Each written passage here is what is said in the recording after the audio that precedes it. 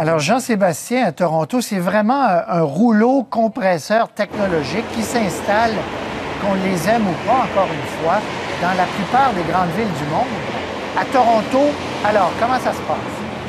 Bien, ça a commencé tranquillement, une douzaine de chauffeurs utilisateurs au début, mais rapidement, vous allez voir dans mon reportage, il y en a eu beaucoup plus. Et à ce jour, il y a quelques dizaines de milliers de courses qui ont été faites avec cette application. Uber a donc le vent dans les voiles. Il faut dire que la compagnie a le don du marketing. Lors du jour 1, c'est le joueur vedette des Maple Leafs, Phil Kessel, qui a été la personnalité, la première utilisatrice, si vous voulez. Et pour vous donner un autre exemple, lundi, Uber offrait de transporter gratuitement ceux qui allaient voter lors des élections municipales. Alors, peu à peu, effectivement, dans cette grande ville de Toronto, UberX, Uber fait sa place, aux grandes dames, bien sûr, des chauffeurs de taxi. Quatrième plus grande ville en Amérique du Nord, Toronto était un choix logique pour Uber, avide de nouveaux marchés. C'est donc ici, le 8 septembre, que le covoiturage commercial a fait son entrée au Canada. Moins de 2 mois plus tard, UberX semble avoir le vent dans les voiles. Nous avons maintenant près de 1000 chauffeurs à Toronto. Alors presque partout où vous allez, dit Ian Black, vous ouvrez votre application et quelqu'un viendra vous chercher en quelques minutes. Carlos Ramos est chauffeur pour Uber depuis 5 semaines. Père de famille, son travail ne le paie pas assez à son goût.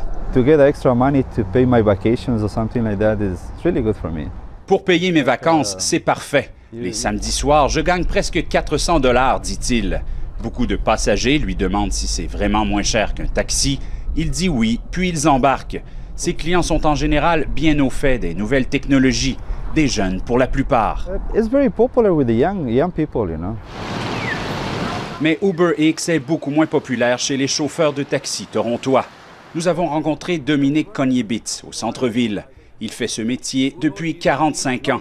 Selon lui, le covoiturage commercial est déjà en train de ruiner l'industrie. 75% losses. Parfois, j'ai 75% moins de revenus qu'avant. Je ne fais même pas 75 $ par jour, estime-t-il. Vérification faite auprès de l'Association des chauffeurs de taxi de Toronto, ces montants seraient tout à fait plausibles. Dominique appelle les Torontois à bouder Uber pour leur sécurité.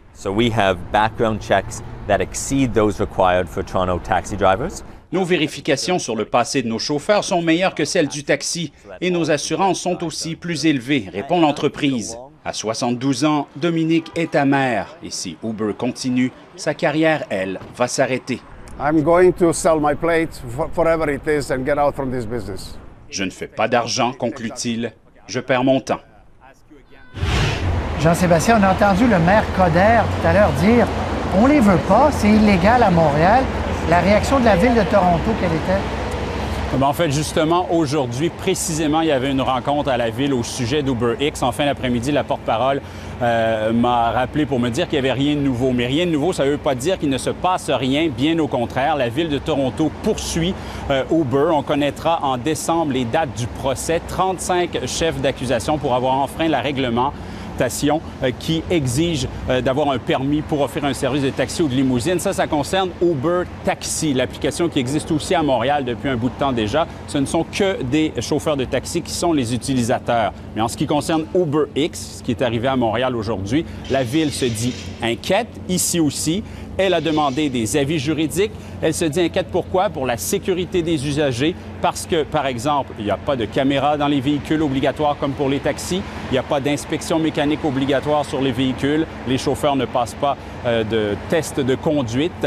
Ce n'est pas obligatoire non plus. Bref, des choses, Patrice, qu'on entend un peu partout à travers le monde. Mais comme un peu partout à travers le monde, ici aussi à Toronto, Uber se porte très bien. On les a chassés de Bruxelles, Uber, mais sinon, comme vous le dites, il y a beaucoup de luttes un peu partout sur la planète, mais ils restent là parce qu'il y a un vide juridique dans certains cas. Ça va être fort intéressant à suivre. Merci beaucoup, Jean-Sébastien. Au revoir, Patrice. Au revoir.